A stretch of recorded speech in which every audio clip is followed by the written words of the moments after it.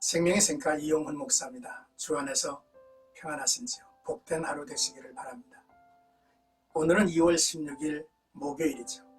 생가에서는 말라기서를 묵상하는데 오늘은 두 번째 시간 1장 6절에서 14절까지 제사장과 백성들의 죄라고 하는 주제가 되겠습니다.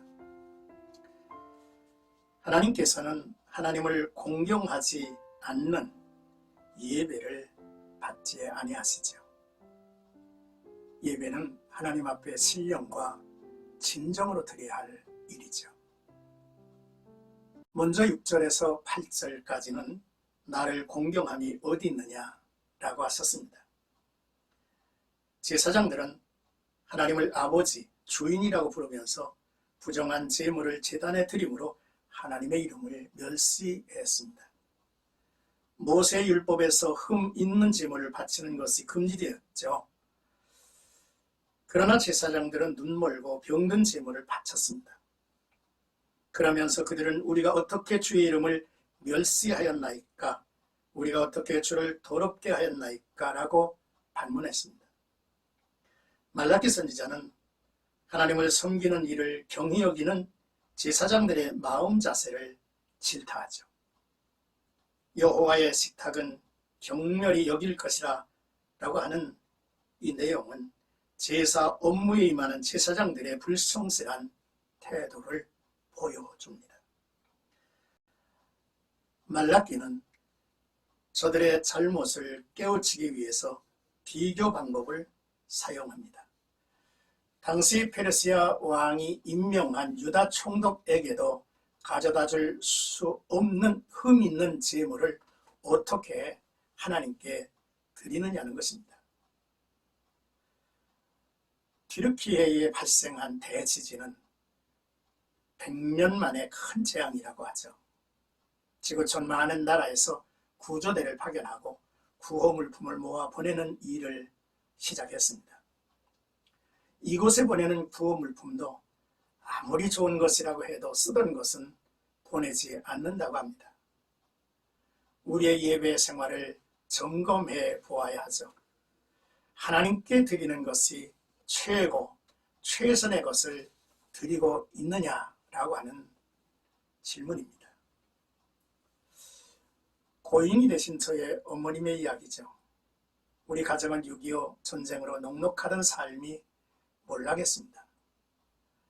3대 13명의 식구가 함께 살던 대가족이었죠.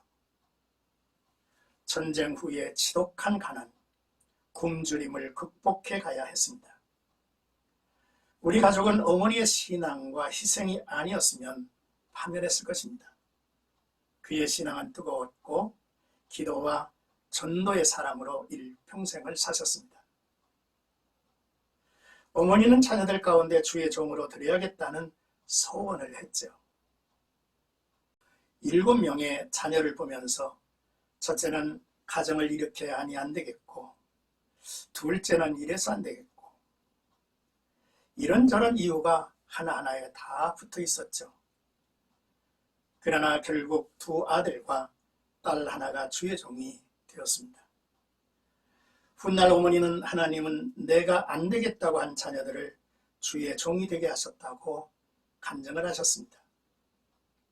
비록 우리 가정은 경제적으로는 평생 가난하게 살아왔지만 부족함이 없었고 늘 풍성한 은혜로 하나님께 영광을 돌릴 수 있었습니다.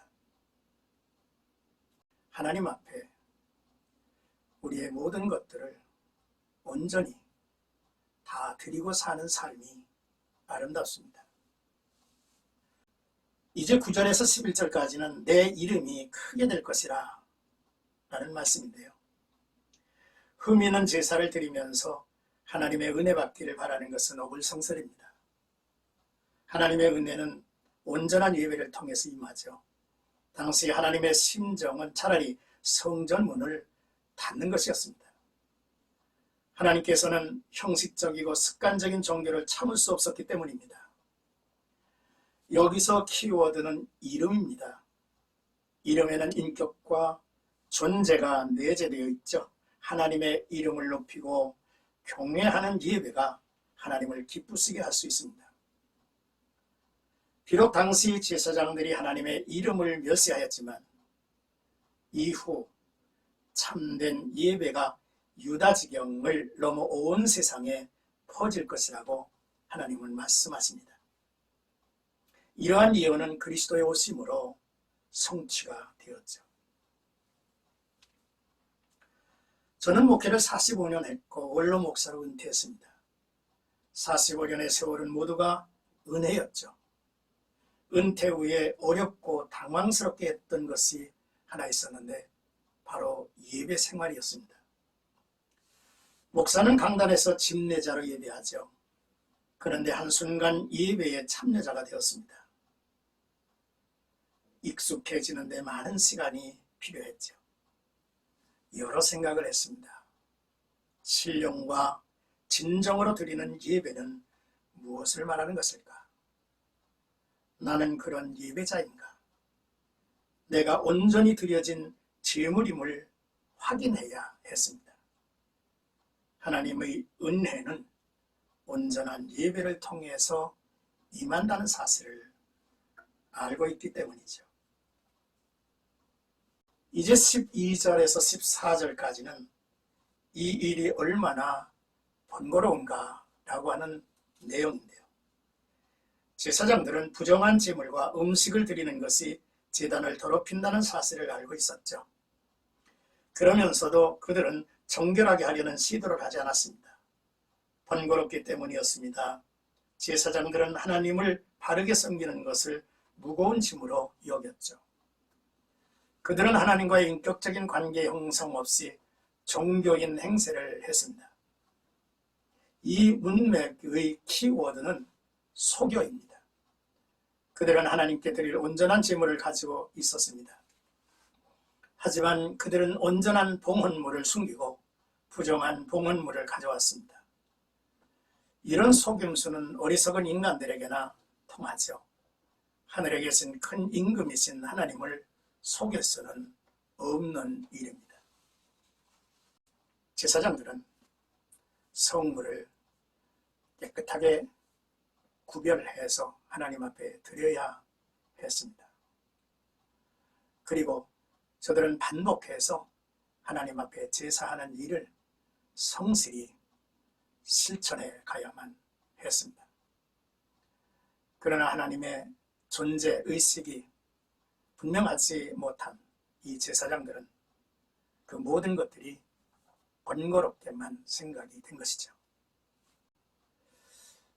한국 교회의 목회자는 참 대단하죠. 매일 새벽 예배 인도하고 주일 오전 오후 수차례 예배를 인도합니다. 수요 예배 인도, 금요 예배 인도, 수시로 청하는 신방 예배, 가정 예배 등 어떻게 수십 년을 사역했는지 저도 모르겠습니다.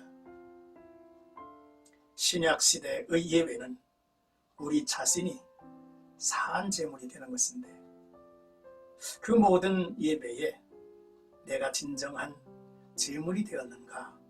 라고 하는 질문이 있기 때문이죠. 매번 흠 있는 제물로 하나님께 예배하고 살지나 않은지 모르겠습니다.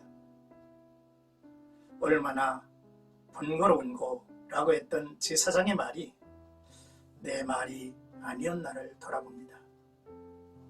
하나님은 육신의 눈으로 보이지 않으니까 속이기 쉬우리라 여기죠.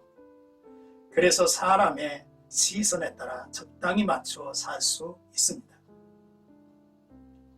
예배에 참석한 것으로 하나님 앞에 예배했다고 말할 수는 없죠. 우리의 몸을 산 제물로 드리는 진정한 예배가 되어야만 할 것입니다. 오늘날 우리가 드리는 예배는 하나님께 받으실 만한 예배인지를 살피고 하나님 앞에 온전한 예배자, 예배의 성공자가 되기를 주님의 이름으로 축복합니다.